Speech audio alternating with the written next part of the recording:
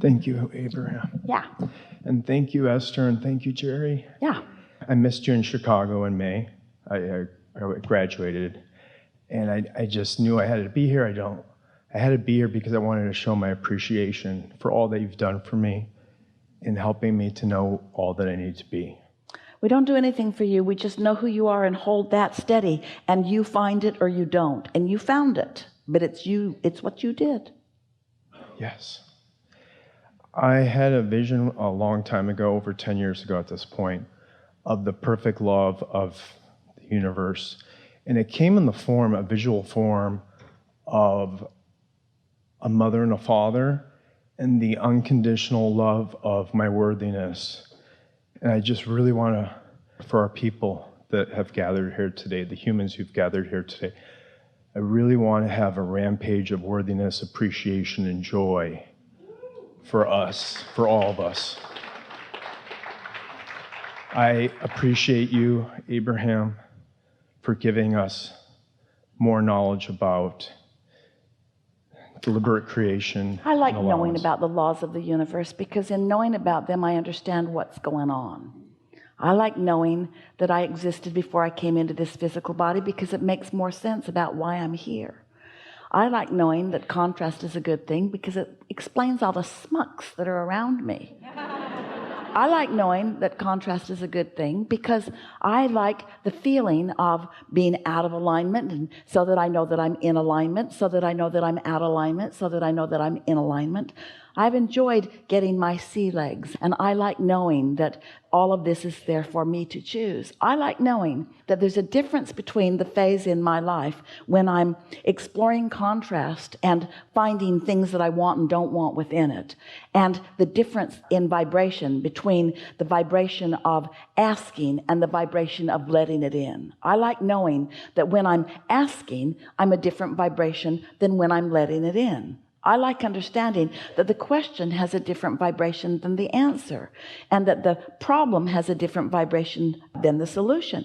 But what I love most is knowing that I couldn't have the ecstasy of the solution without having the experience of the problem. Without a question, without life that causes me to know that there's more and not quite be able to find it, I couldn't feel the satisfaction when I do find it. I love knowing the eternal nature of my being. It makes this moment in time more delicious. Before I understood the eternal nature of my being, then it felt like every moment had to be urgent, because it felt like I needed to be proving something, because I didn't know that I was timeless and endless and eternal. So it felt like I had to just be hard after it all the time, which I think is where struggle and all of that stuff comes from. But now we're speaking from your perspective. Now that I understand that it's about this continual eternal state of becoming, now I can relax and start enjoying more of the moments. It feels so good to be a part of this never-ending, ongoing expansion upward and outward to all that is good.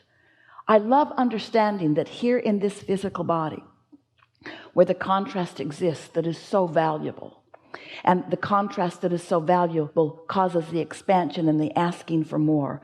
I love knowing that when I reemerge into non-physical, that any of that struggle or contrast is left behind, and that what I become and what I singularly then focus upon is all that I've asked for. In other words, the contrast produced the nugget of expansion, and I get it that non-physical is only focused upon that. I now understand this cycle of life. I understand that there are places for me to play as non-physical consciousness, and I know that there is a place for me to play as physical consciousness.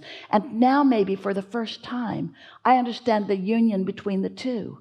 And I understand that what is physical is also non-physical, and what is non-physical is also physical.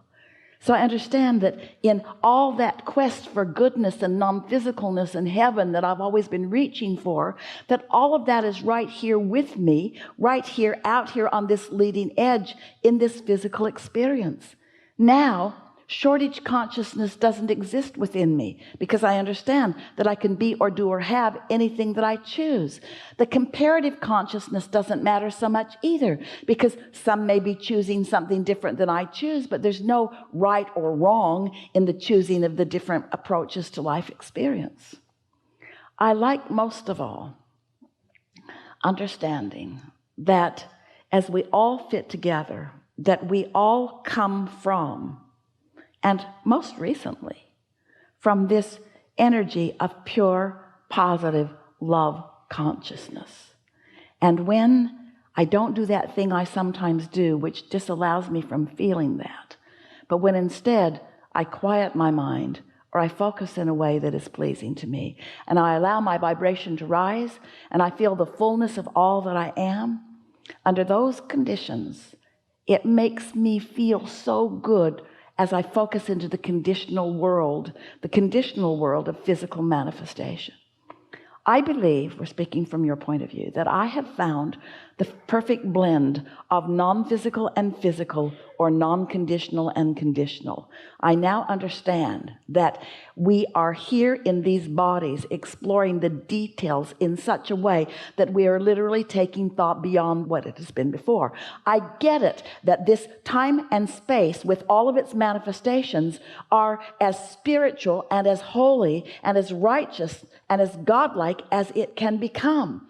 I no longer have this feeling that I need to separate the secular physical world from the spiritual non-physical world. I get it that it's all mixed in here together.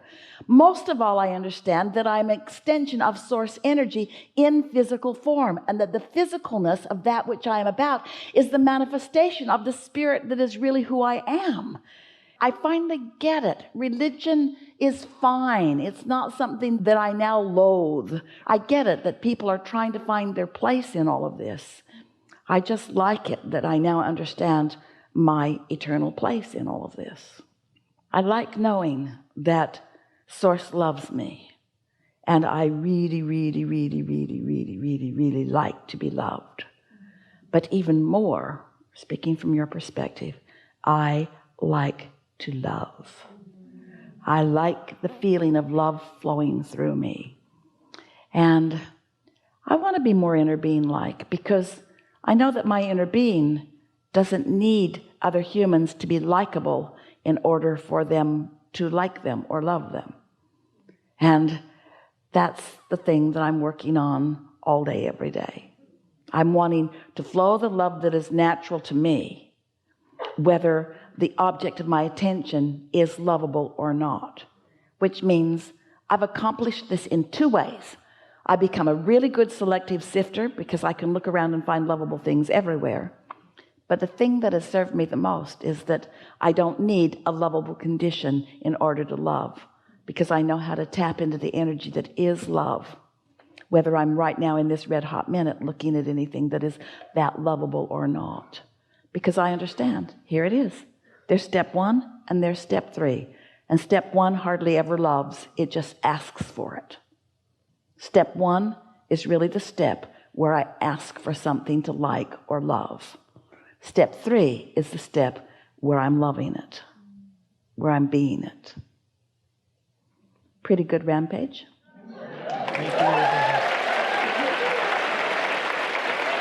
We've enjoyed this interaction.